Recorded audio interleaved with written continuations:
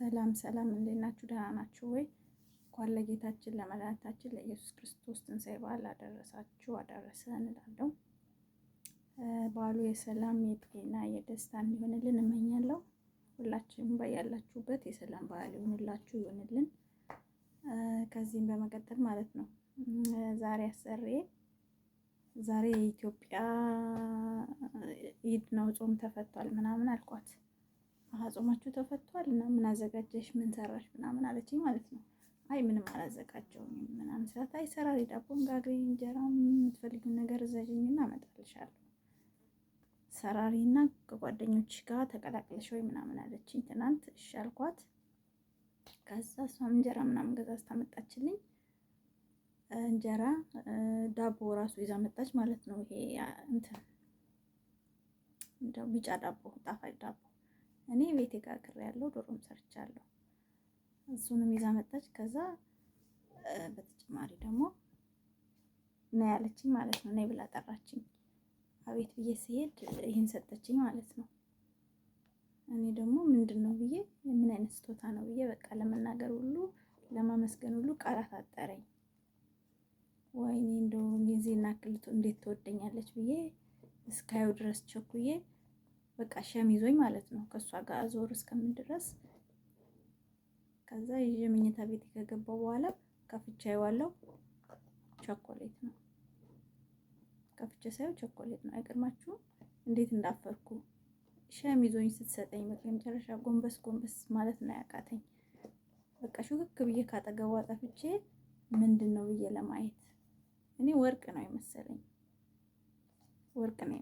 ማለት ነው። እና ዛሬ እንደዚህ ተሸውጃለሁ እላችኋለሁ። ከዛ በኋላ እንደዛ መጀመሪያ ፍሬ የነበረውን ያው አካብጄ የነበረውን ራሴ ቀለል ማድረግ ጀመርኩ ማለት ነው።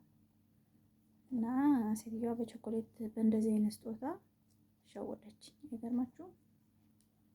ሁሉ ነገር በካርቶን ነው እነሱ ጋር። ትንሽዬው እቃም በካርቶን ተደርጎ ነው የሚመጣው። እናትዬ እኛ ትልቅ ነገር የመሰለን መስሎኝ ተቀብዬ ከዛ ሳየው ያው ቸኮሌት ነው። እግዚአብሔር ይስጥልኝ ብዬ ቸኮሌቴን በላው እላችኋለሁ። እና በዓል እንዴት ነው? ሁሉ ሰላም አሪፍ ነው? በያላችሁበት ሰላማችሁ ይብዛ። እኔም ያው ከጓደኞቼ ጋር ሳልፌያለሁ። በዓልን ደስ ይል ነበረ። ያው ስላልተመቸኝ ቪዲዮ አልቀረጽኩላችሁም እና አሁን ወደ ቤቴ ተመልሼ ነው ብቻዬን ውሎዬን ላውራችሁ ብዬ እና አሪፍ ነበረ። ያው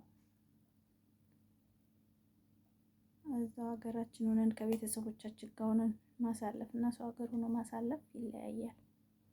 ምንም ቢሞላ ምንም ቢሆን ድባቡ ራሱ የምንለብሰው ልብስ ራሱ በቃ ቄጤማ ጎዝጉዘን ዳቦውን ጠላውን በዛ በዚህ ስናደርገው ቤቱ ሞቅ ይላል።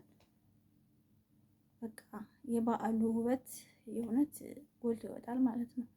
እዚህ የፈለገ ብንበላ የፈለገ ብንለብስ ሙዚቃው ይቀሰቅሳል። በቃ ሱስ ነው የሚያደርገው። አሁን እዛ ያላችሁ ገበያ ስትወጡ ምን ይሰማችኋል? መግዛት የማትፈልጉትን ነገር ሁሉ ነው ገዝታችሁ የምትገቡት። ምክንያቱም በዓል ነው እና በዓል በጣም አሪፍ ነበረ። በጥሩ ሁኔታ አሳልፈናል ከጓደኞቼ ጋር። ያው እናንተ ጋርም በጥሩ ሁኔታ አሳልፋችኋል ብዬ አስባለሁ። መልካም በዓል ይሁንላችሁ። በተረፈ እህቶቼ ወንድሞቼ በያላችሁበት ሰላማችሁ ይብዛ። ያው ዋናው ጤና ነው።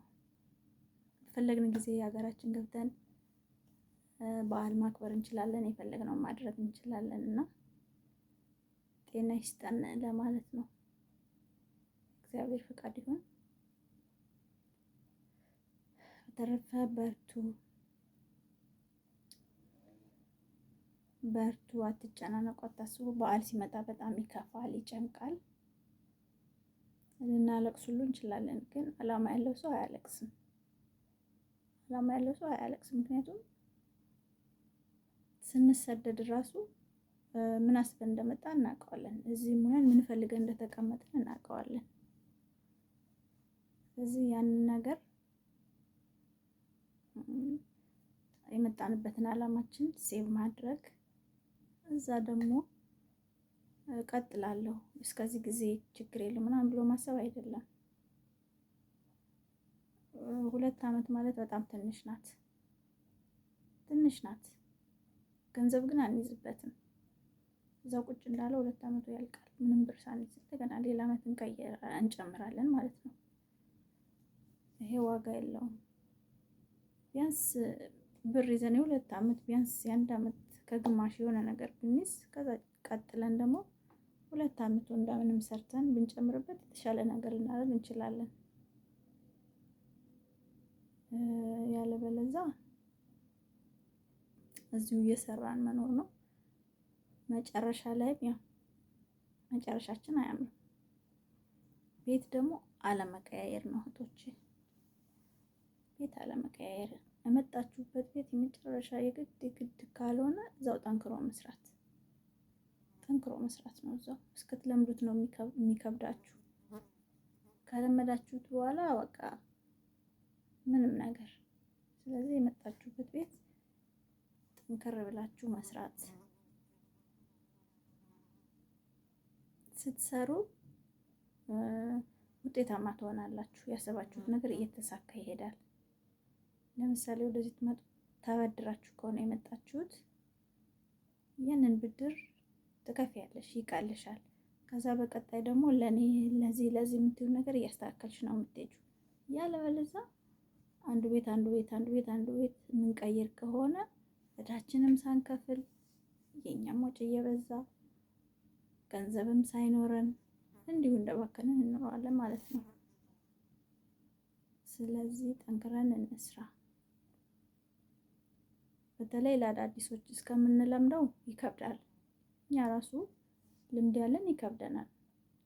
ከለመድነው በኋላ ግን ያው ሲስተሙን ራሳችን ስለምናውቀው ምንም መስሎ አይታየንም ማለት ነውና ጠንክራችሁ ስሩ። ቤት ትቀይሪያለሽ፣ ሌላ ቤት አስገባሻለሁ፣ መቀየር ይቻላል ሲሏችሁ እውነት እንዳይመስላችሁ። የዋሰ ቤት ሊገጥማችሁ ይችላል። የተሻለ እንዳለ ሁሉ የባሰ ቤት ሊገጥማችሁ ይችላል። ስለዚህ እዛው የመጣችሁበት ቤት ወጥራችሁ መስራት ነው። የቤት ምናልባት ደህና ሆኖ ግን አንቺ ስላላወቅሽው ነው። ቤት እቀይራለሁ ብለሽ ስለምታስቢ ብቻ ከዛ ቤት ጋር ላትስማሚ ትችያለሽ። ግን ራስሽ እንዳሰራርሽ እንዳያያዙ እያደረግሽ እየሰራችሁ ቀስ እያላችሁ እየተላመዳችሁ ከዛ በኋላ ቀላል ነው። ለፈለጋችሁ አድርጋችሁ መስራት ትችላላችሁ። እና ቀይራለሁ ቤት ቀይሬ ሌላ ቦታ ሄጄ መስራት እችላለሁ እያላችሁ አትትገቡ። የሚቀጥለው ቤትም ላይ መቻችሁ ይችላል። የቀጣይ እንደገና ሌላ 5 ወር 6 ወር ሁሉ ልትቀመጡ ትችላላችሁ፣ በኪሳራ ማለት ነው። ሁሉ ነገር ኪሳራ፣ ትርፍ የሌለው ኪሳራ። ስለዚህ ጠንክራችሁ ስሩ እህቶቼ፣ አትፍሩ። መጀመሪያውም ስትመጡ አዲስ ልጆች ትፈራላችሁ፣ ግርግር ይላችኋል። እነሱ ያው ይጮሃሉ። ስለሚጮሁ ድንብርብር እንላለን። መደነባበር የለባችሁም። የሆነ ረጋ ማለት፣ ቀስ ብላችሁ ማዳመጥ። ስለማታውቁ አይጫናችሁም። ያው ይጮሃሉ፣ ግን ቀስ እያሉ ያስተምሯችኋል፣ ያውቃሉ እነሱም። እና ቀስ እያላችሁ ያንን ነገር ሲጠሯችሁ ደግሞ ወዲያው አለመርገብገብ፣ ሲጠሯችሁ ቶሎ እየሮጡ አለመሄድ፣ ድንብርብር አለማለት፣ ቀስ ብሎ መሄድ።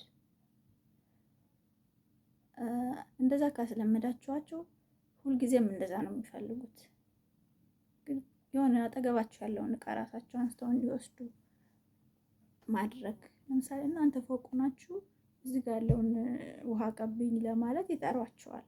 እንደዛ እንዳያደርጉ እነሱም እንዲሰሩ እንዲለምዱ ማድረግ ነው እንጂ ከፎቅ ወርደሽ ገና አጠገባቸው ያለውን ውሃ አቀብለሽ መልሰሽ ፎቅ መውጣት የለብሽም።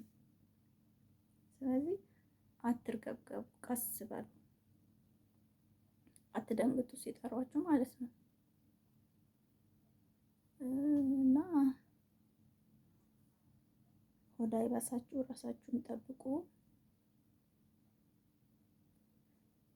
እና ዛሬ ያው በዓል ነው። እንኳን አደረሳችሁ ለማለት ነው። አመሰግናለሁ።